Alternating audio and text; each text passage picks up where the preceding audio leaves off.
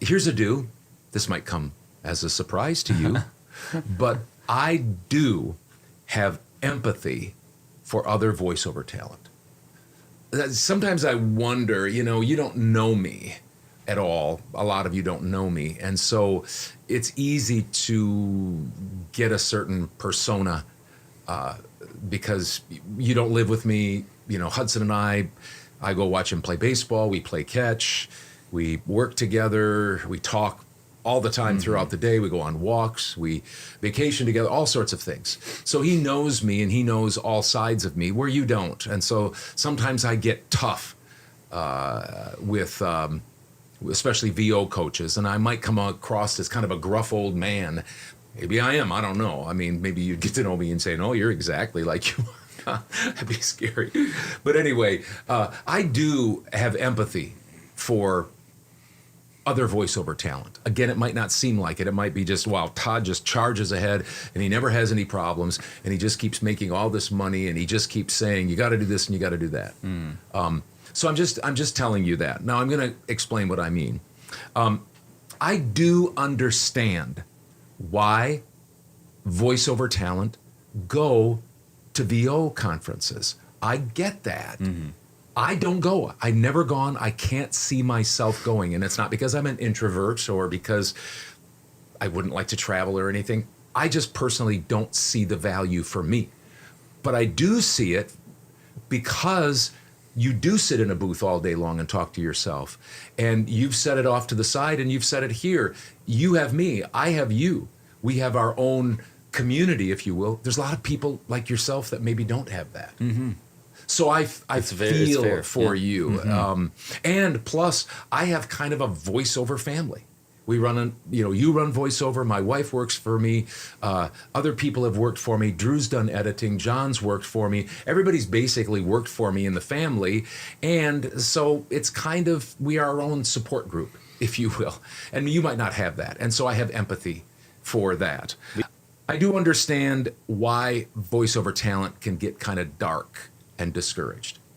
I do get that. I won't go into details. I just do get that because I can have those thoughts myself. And I hear people that have those thoughts consistently and why they have those thoughts. I understand why voiceover talent like to coach.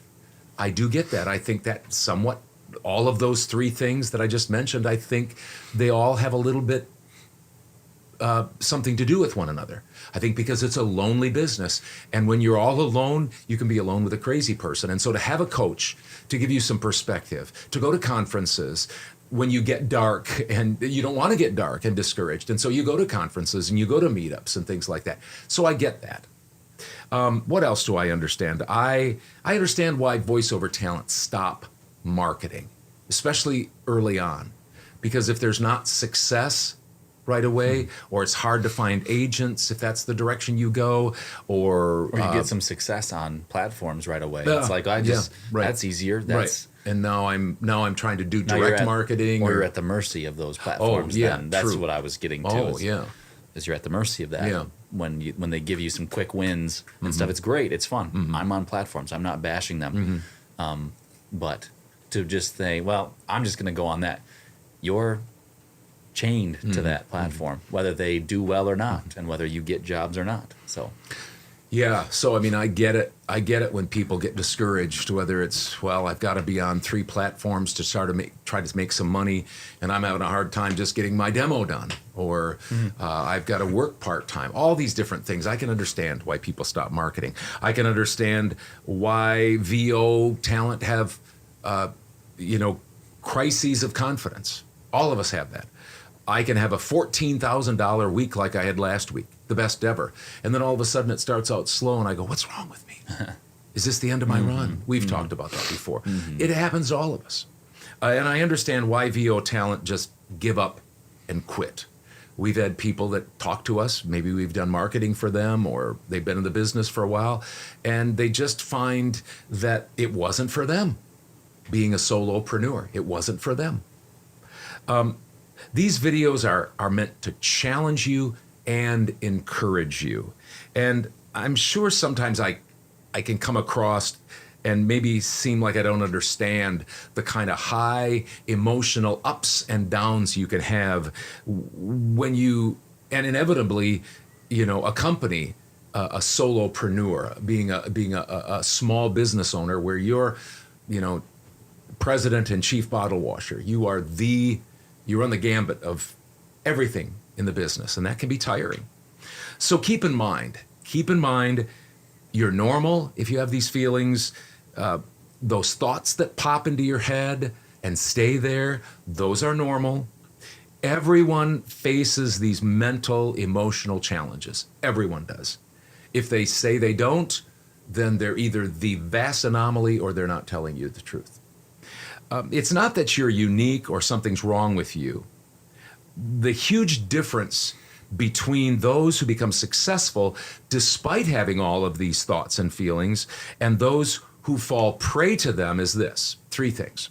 First, do you face them head on? In other words, do you say, okay, I'm having all of these things, but I'm going to face them head on. I'm going to look at them. I'm going to figure out how to deal with them. Second, developing a winning mindset. I'm working on a book. It's in my mind right now and writing some things down about the fact that mindset is the most important thing in business and voiceover. And so we're going to work on developing that. And third, develop actionable steps to flesh out that winning mindset. Face it head on, then have a winning mindset, figure out what that is, and then get some actionable steps to get those wins. Those are the things that I think about when those things flood in. Again, I've said it many times, have a simple business plan that works and then work that business plan. Anyone, I've said this too, anyone can have a successful voiceover business. Anyone can, but not everyone will because of these types of things. And the biggest thing a lot of times I think, Hudson, is just knowing that you're not alone, that these things are normal. And when you have those feelings, you have those thoughts, you have those, the crisis of confidence that everybody has, what you do at that point is critical. And so I just wanted to let everybody know that I do empathize. It's not like I'm, some sort of a robot. I do empathize with you. And I guess I just wanted you to know that.